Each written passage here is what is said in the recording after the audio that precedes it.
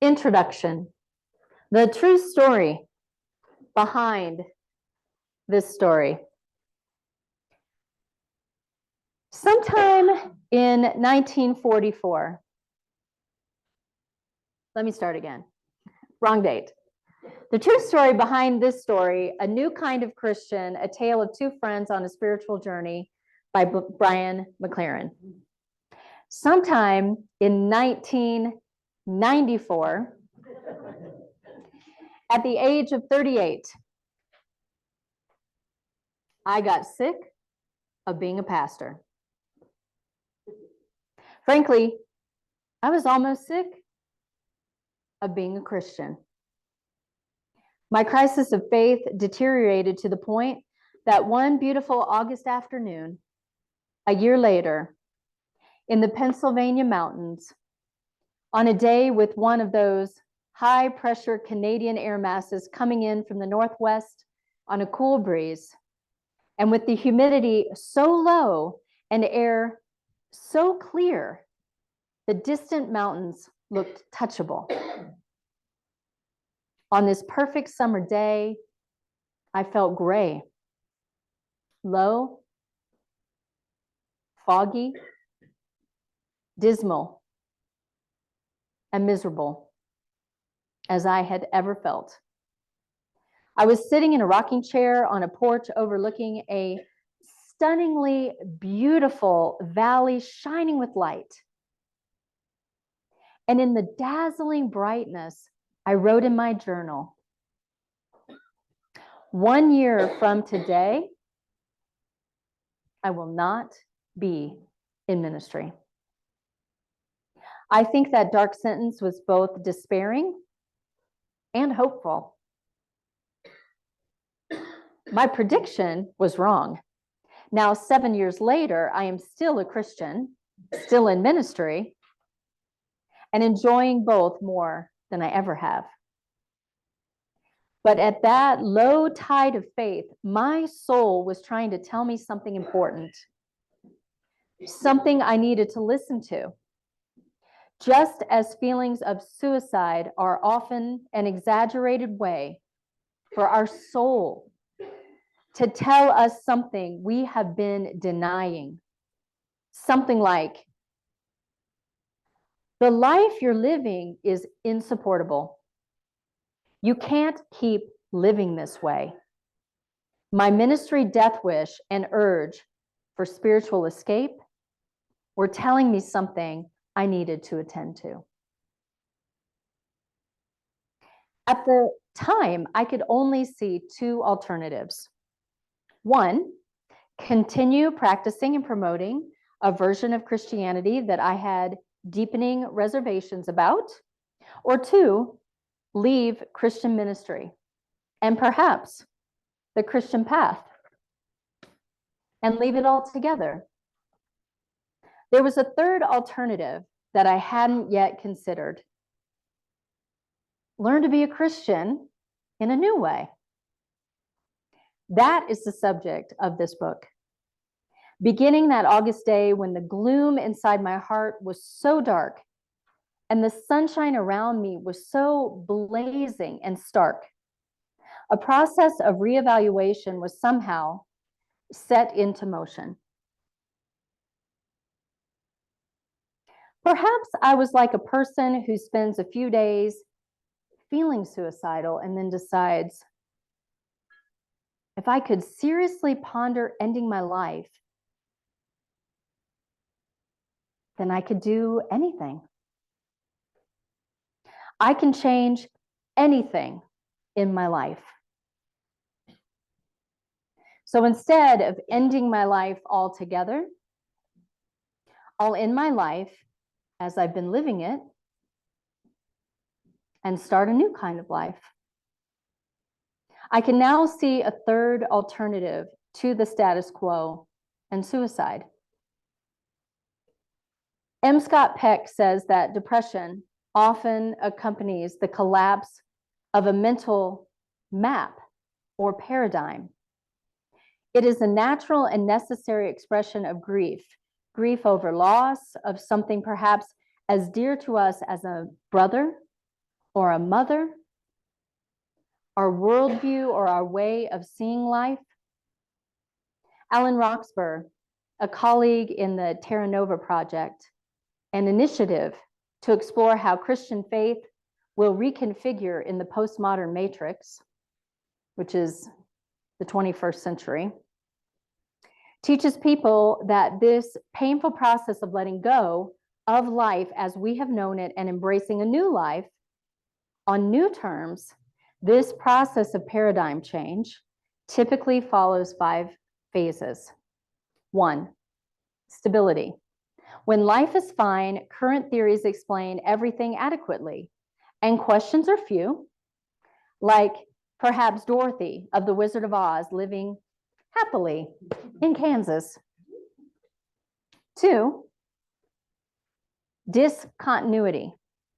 When the old system seems to be working less, related socially in Dorothy's conflict with the witchy neighbor, psychologically in her ambivalent desire to run away from home, and physically in the approaching thunderstorm. 3, disembedding.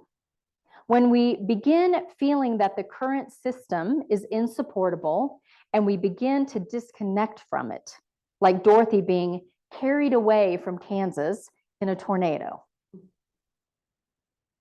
4, transition. When we haven't fully left the old world and we haven't fully entered the new world, like Dorothy newly arriving in Oz and beginning to get her bearings. 5, reformation. When we decide to make a go of it in the new world we have entered, like Dorothy setting out on her journey to see the wizard, invigorated with new hope and passion. This in many ways mirrors my experience through those shadowy times.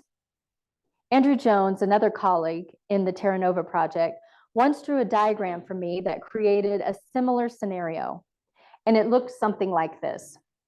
So it starts larger at this end, and you'll see a number 1, and then it gets smaller and kind of comes into like a tunnel, and you see a number 2 that moves to a number 3, and then it opens up into number 4.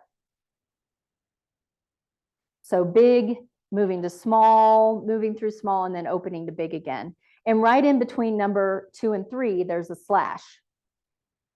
Area 1 refers to the old paradigm, this old mental map or way of seeing things. And over time, it becomes, as it moves down, increasingly cramped and feels more like prison than freedom. And area 2, as it gets to that small part, describes that early transition period where there is a high degree of frustration and reaction.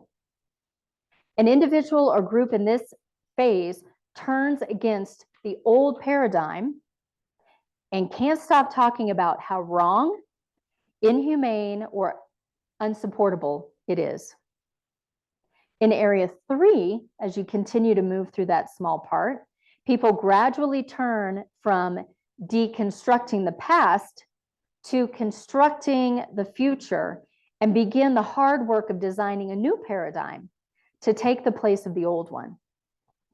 This is the time of creative exhilaration, challenge, and perhaps anxiety, because the discovery of a new paradigm that will be superior to the old by no means assured, and because the wrath of the defenders of the old paradigm is likely to be unleashed on those who dare propose an alternative. If the creation of the new paradigm succeeds, the group moves in to area 4, where the new era develops and expands freedom and possibilities. Of course, one must anticipate a time when the new liberating paradigm itself becomes confining and old. And you'll see it would begin again.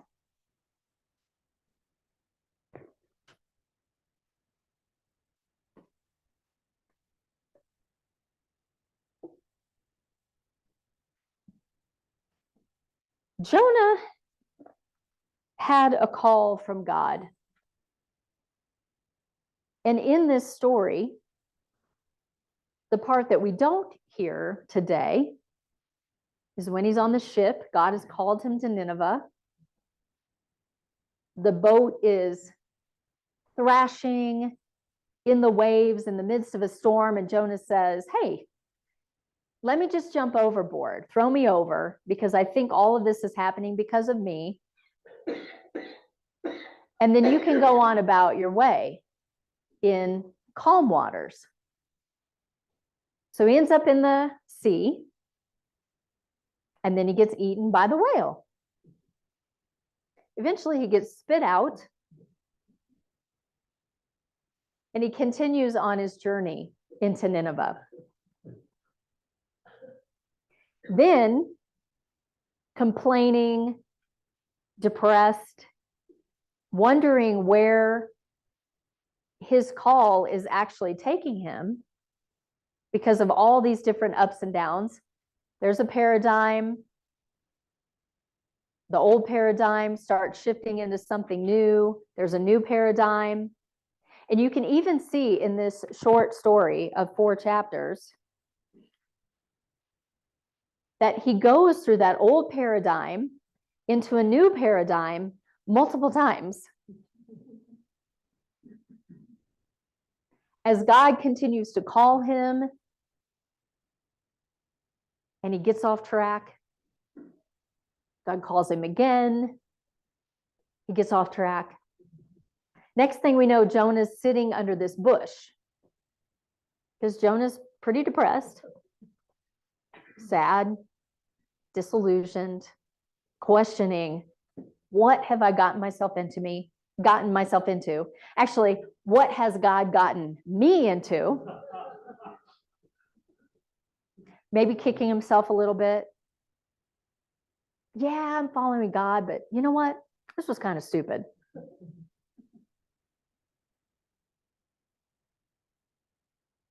And God grows a plant over him so he can sit and not get sunburned and just relax and be calm and feel the coolness of the shade on his skin. But we all know that doesn't last very long. The wickedness comes around, the plant shrivels and dies, and here Jonah is again in the old paradigm. Used to be a new paradigm, used to be pretty great, felt really good, and it started to feel like a prison and feel horrible again. Now, where will God take me? And in the last chapter of Jonah,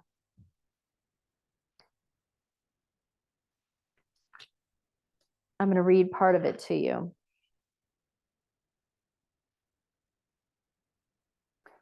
It follows just what Marissa had read, verse 10 of chapter 3. When God saw what they did and how they turned from their evil ways, God changed his mind about the calamity that he had said he would bring upon them, and he did not do it. But this is chapter 4. This was very displeasing to Jonah, and he became angry, and he prayed to the Lord and said, "Oh Lord, is not this what I said while I was still in my own country?" In parentheses, could I have not just stayed there and dealt with all that junk? Do you have to take me all these other places? It's the same thing. Anybody recognize this in their own life? That is why I fled to Tarshish at the beginning, for I knew that you are a gracious God and merciful, slow to anger, and abounding in steadfast love, and ready to relent from punishing. And now, O Lord, please take me. Let me say this again. And now, O Lord, please take my life from me, for it is better for me to die than to live. And the Lord said, is it right for you to be angry? Then Jonah went out of the city and sat down at the east of the city and made a booth for himself there. He sat under it in the shade, waiting to see what would become of the city.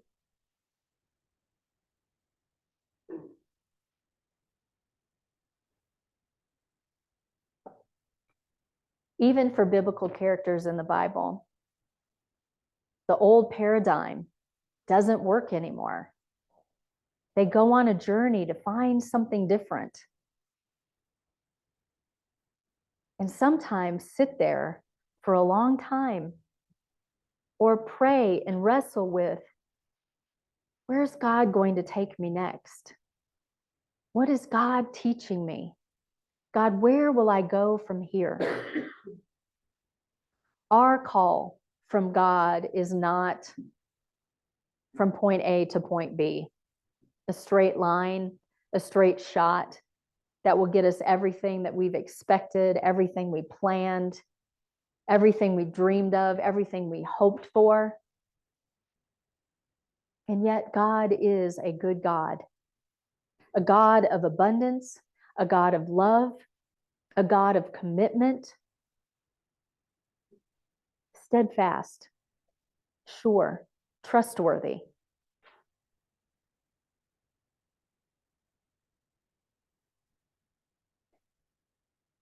Even Jonah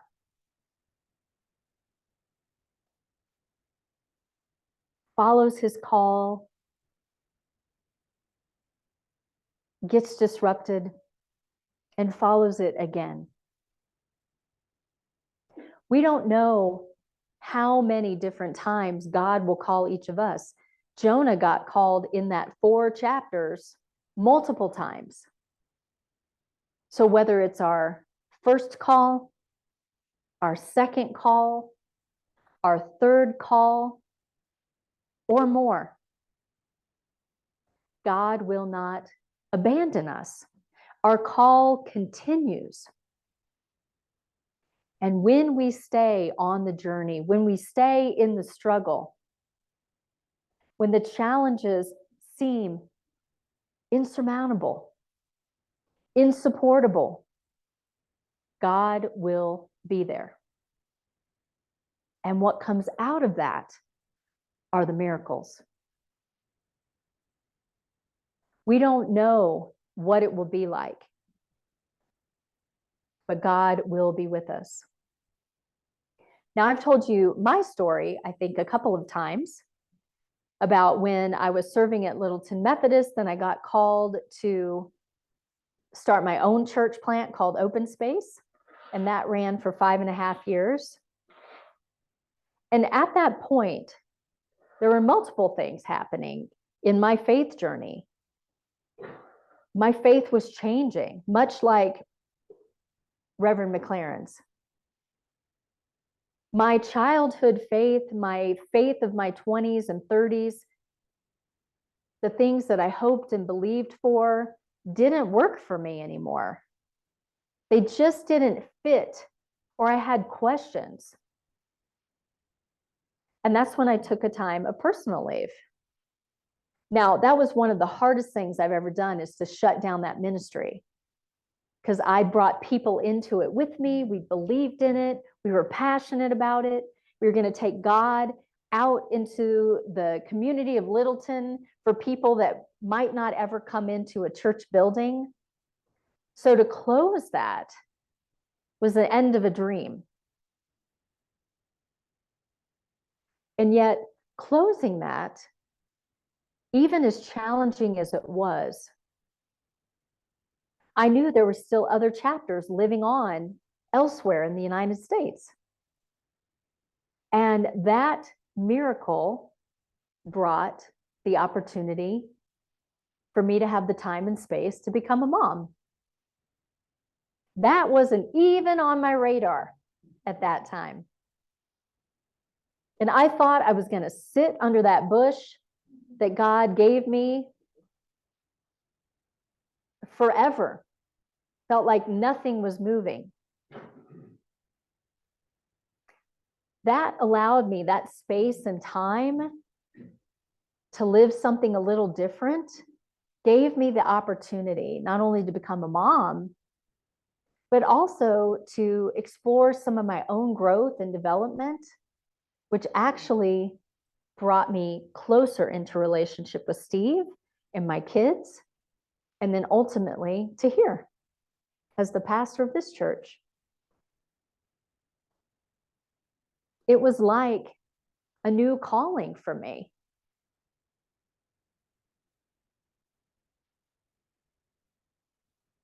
Also, here we are at the beginning of 2024. There's some things when I first came to this church that were starting not to work anymore. Coming out of the pandemic, financially, were we going to survive? Some people had left. Some people had moved.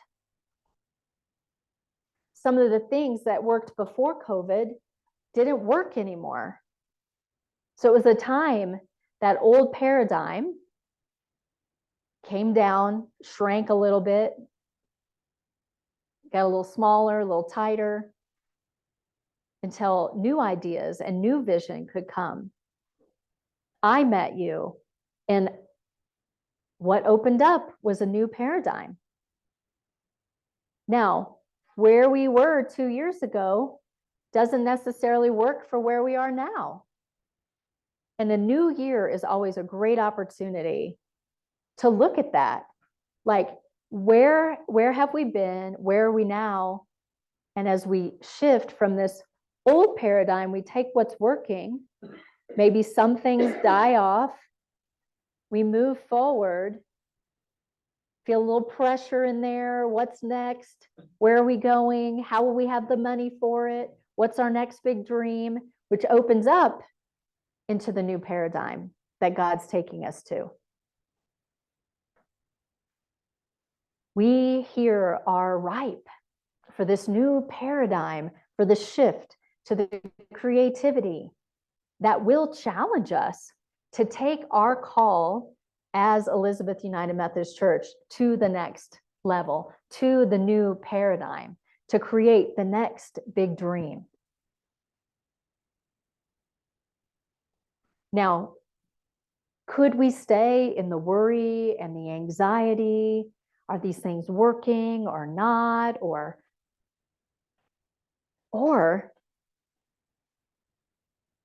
can we lean into the things that excite us, maybe scare us a little bit? Those things that will bring new ministries and new miracles that we've never expected. So all that to say, if there are some times of sadness or worry or anxiety or fear, just know that that is us in this small area where we're moving from an old paradigm to a new one. And it won't come without us being like Jonah, recommitting over and over and over again to create something new. Our call can happen one time, it can happen a second time, it can happen for the 50th time. The main thing is we never give up.